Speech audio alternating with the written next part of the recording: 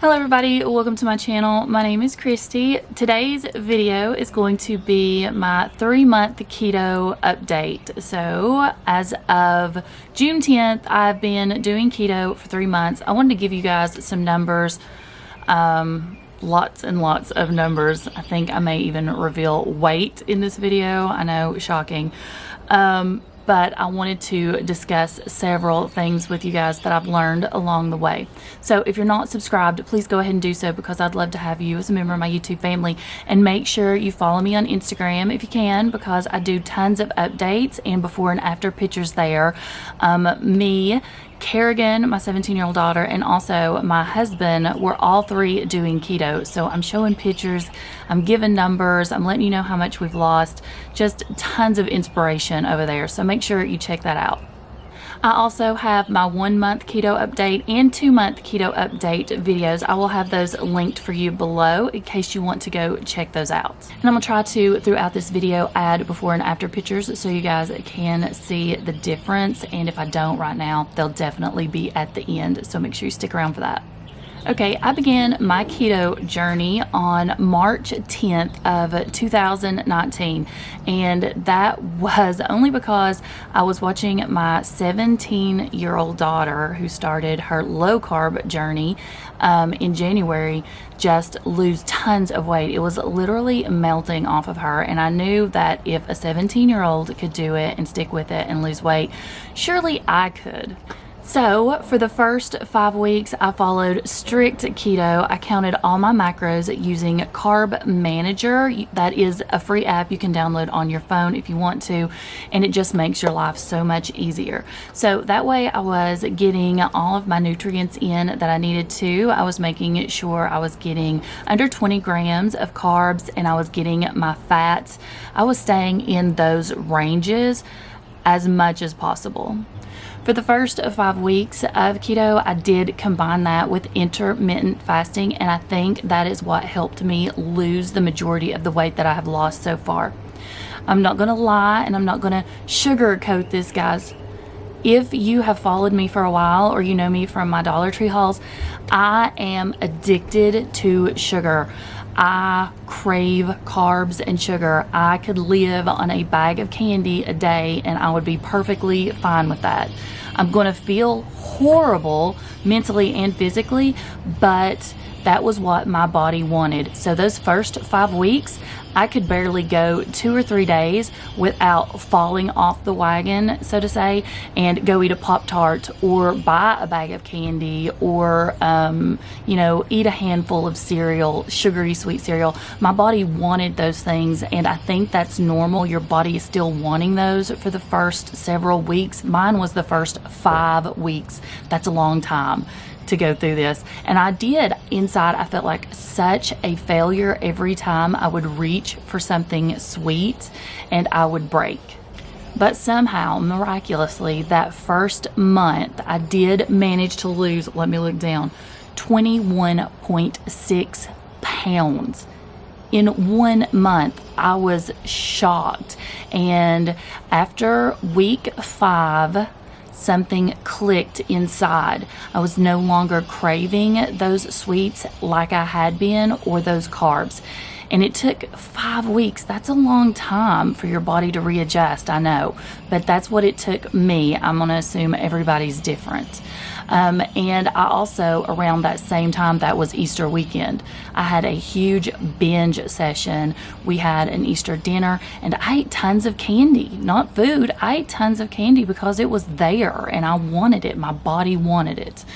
But it was at that point I decided that instead of trying to be so strict and then falling off of keto every 3 days or so, that I was going to start keeping some keto sweets here, some keto approved options. So that's when I started going online on YouTube, and I found several of Nicole Burgess's recipes for cakes and pound cakes, things like that, that I started making, so that if I wanted something sweet, I would have that to fall back on. I also went online and started doing research of keto approved snack options, like perfect keto bars and things like that. again, so when I felt that I needed something sweet, I would have those. I am lucky enough that we can afford to purchase the keto treats and have those things in our pantry so that when I need to fall back on them, I can.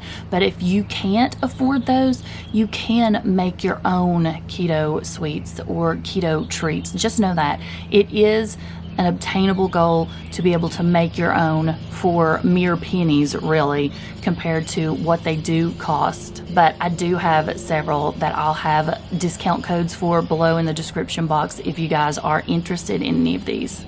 So as I began my second month of keto, I decided to dial back the intermittent fasting and stop strict keto, and I went to lazy keto. I felt I was putting a lot of pressure on myself, and I want this to be a lifestyle for me.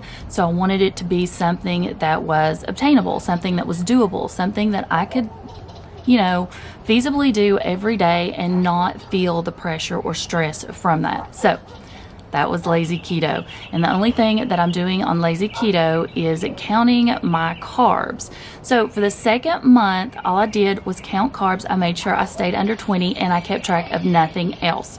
And for that second month, I lost 7.8 pounds. And that gave me a total of, 29.4 pounds on 2 months of keto. I realized at that point the weight wasn't coming off as fast, but I was happier, if that makes sense. I wasn't depriving myself. I was eating what I wanted. That was keto. I was incorporating new recipes into our lives. We were indulging. We were eating, and still are, ice cream every night. We make keto ice cream every single night. And so I realized lazy keto was the way for me. The weight may not come off as fast, but it is so much less pressure on me. That's what I stuck with. So it was on May 10th when I was getting ready to start my third month. So May 10th through June 10th is my third month on keto that I decided, why hadn't I done my measurements? I should have done that from day one. If you have not started keto, or you're just starting, or you're already months in, it doesn't matter. Go ahead right now if you've not and take your measurements. It is a must. You really need to do that. I decided again for my third month that I was going to stick with lazy keto, and that's what I did pretty much. So this past month, we have had a lot going on here. If you guys do not know, Quincy is my 2-year-old Yorkie. He has been extremely sick. He spent 4 nights at the vet. He was sick for 2 weeks, and some of that time, I think a night, was even in ICU. He was very ill, and I am a stress eater. So with him being sick, I still stuck with my keto approved foods, but I pretty much for 2 straight weeks did not count anything, nothing. I just couldn't. My entire focus was on my dog. I was worried about losing him.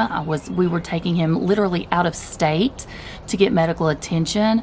It was a lot. And I know this is something that everyone goes through. They go through stress periods, and stress can make your weight loss stall. So just know that. For the month of May 10th through June 10th, which is my third month on keto, I only lost, wait for it, ready? 1.6 pounds. So 1.5 pounds. And when I realized that, it was sort of crushing. Although I know I had not been following the keto rules, I had not been counting my carbs and staying under those. But my husband told me, Kristi, under normal circumstances, everything that we've been going through, you would have probably gained 10 pounds in that month. So again, to recap, my third month on keto, I only lost 1.6 pounds, but fortunately for me, I had taken my measurements. Go do that now. You need to do that. So I went ahead and checked my measurements for that 1 month. And in that 1 month that I only lost 1.6 pounds, the scale barely budged for me, barely budged. I lost 3 inches on my waist alone. 3 inches. And when you think about 1.6 pounds or 3 inches, I would much rather have had that 3 inches come off than just about any number of weight. I mean, the inches mean more to me than the number on the scale. It means my clothes fit better. I'm actually getting smaller. I was so thrilled with that number. So I'd lost 3 inches off my waist, I'd lost 2 inches around my chest, and I'd lost various inches in other places. Every part of me that I'd measured had went down some, but the 2 biggest numbers was the 3 inches on my waist and the 2 inches around my chest. That's 5 inches right there.